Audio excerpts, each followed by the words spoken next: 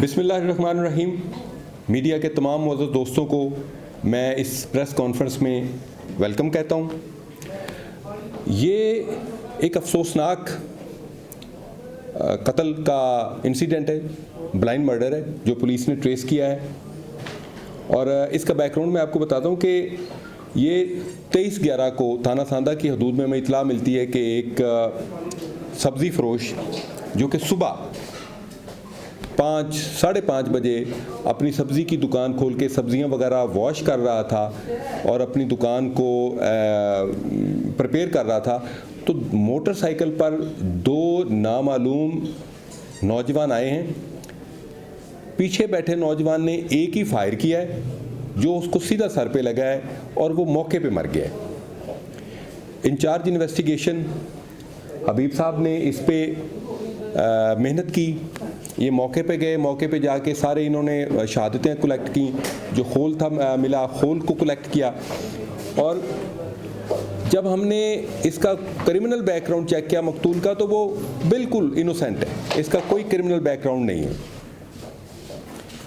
किसी से दुश्मनी कोई दुश्मनी नहीं है, कोई वारदात हुई कोई वारदात नहीं हुई। तो ये एक कॉम्प्लिकेटेड केस था कि फिर मारने की वजह क्या हो सकती है।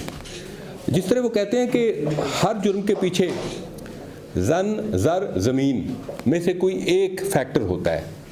ज़र का फैक्टर निकल गया, ज़मीन का फैक्टर निकल गया, अब जन का फैक्टर रह गया, जिस पर हमारी जो तवज्जो है वो मकतूल की बीवी की तरफ गई कि कहीं उसका कोई इशू तो नहीं है।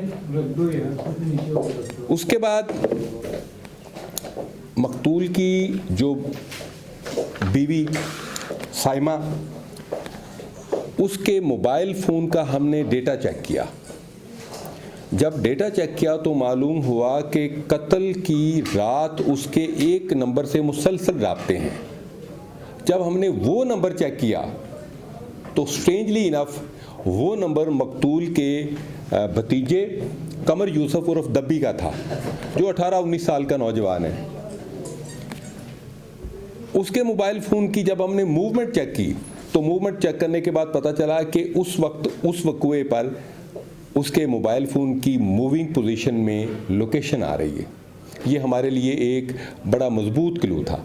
उस मजबूत क्लू पर हमने मज़ीद जब काम करना शुरू किया तो उसका राब्ता एक और नंबर से था। अब ये वो नंबर है जो उसके साथ मूव कर रहा है और ये उसके एकम्प्लिस का है, उसके साथी जो हमलावर है उसका है।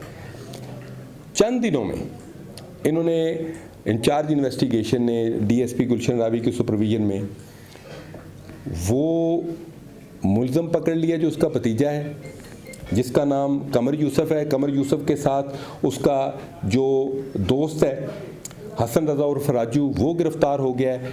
वो मोटरसाइकिल बरामद हो गई, पिस्टल बरामद हो गया। लेकिन अब इस वक्त एक सवाल पैदा होता है, कत्ल की क्या वजह थी, मुहर्रिक क्या था, मोटिव क्या था इस मर्डर का। वो इंतहाई अफसोसनाक है। वो कत्ल के वक़ूए जितना ही अफसोसनाक मोटिव है इस कत्ल का।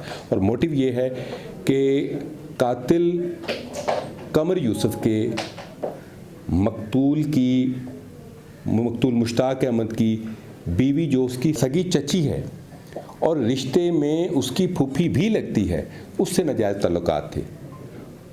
उन नाजायज़ ताल्लुकात का इल्म मकतूल को हो गया, जिस पर मकतूल ने इसको सख्ती से डांटा और डांटने के बाद इनकी तलख कलामी हुई और तलख कलामी में एक दूसरे को इन्होंने कत्ल की धमकियां भी दी, जिस पर कातिल ने अपनी चची से मशवरा किया कि अब आप क्या कहती हैं। तो उसने कहा कि अगर तुमने उसे कत्ल ना किया तो वो तुम्हें कत्ल कर देगा। जिसके बाद इसने ये सारी प्लानिंग की कमर यूसुफ ने, और अपने दोस्त हसन रज़ा के साथ मिलके इसने पिस्टल कलेक्ट किया, पिस्टल ख़रीदा, मोटरसाइकिल मैनेज की और सुबह सुबह उस बेगुनाह आदमी को, जिसका कोई कसूर नहीं था, उसको उसकी शॉप पे कत्ल करके मौके से फ़रार हो गया।